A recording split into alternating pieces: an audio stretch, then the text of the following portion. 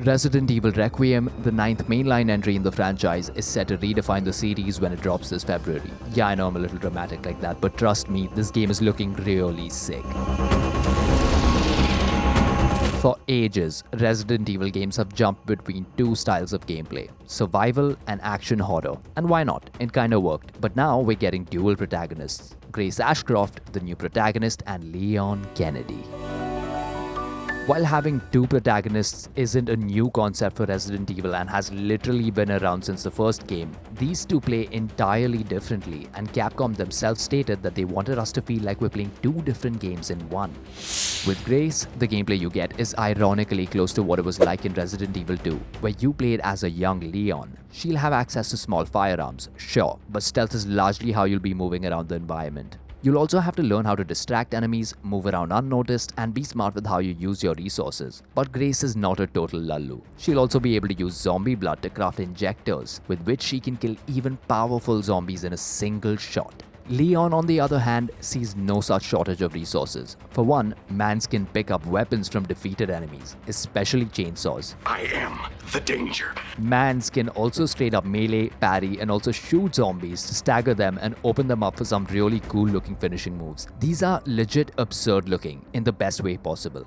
The difference is crazy, but the twist is that the dual protagonist system is integrated with the world state. No, I will not explain.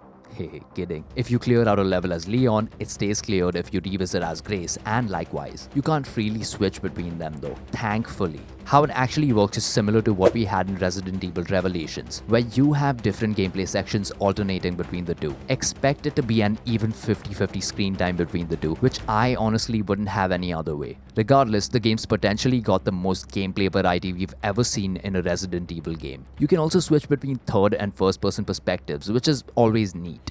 One of the coolest aspects of the game, in my opinion, is that zombies will retain a bit of themselves before they turned. So someone who was a janitor will actually be found in bathrooms trying to clean things up, while someone who was a singer will scream to attract the horde to your attention. As Grace, paying attention to these patterns can save your life, but as Leon, you can send them all to the afterlife. Raccoon City is probably one of the coolest locations you could pick to return to in a Resident Evil game. If you know, you know, but if not, let me explain. Raccoon City was where the T-virus outbreak began, which basically turned humans into zombie fodder. At the end of Resident Evil 3, the city gets nuked to contain the virus. Now imagine returning to a location with that kind of history. Not just that, Leon was here in Resident Evil 2, so it's going to be really interesting to see how his character interacts with this version of Raccoon City. Besides, I got some math for you. Leon was canonically born in 1977. Raccoon City was nuked in 1998. Requiem takes place 30 years after that, being 2028, which means Leon is over 50 now. I doubt he's gonna be portrayed the way he was. I mean, he's using an axe. He's clearly seen things. So yeah,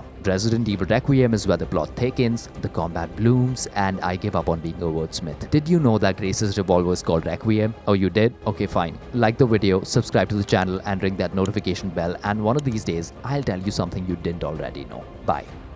PlayStation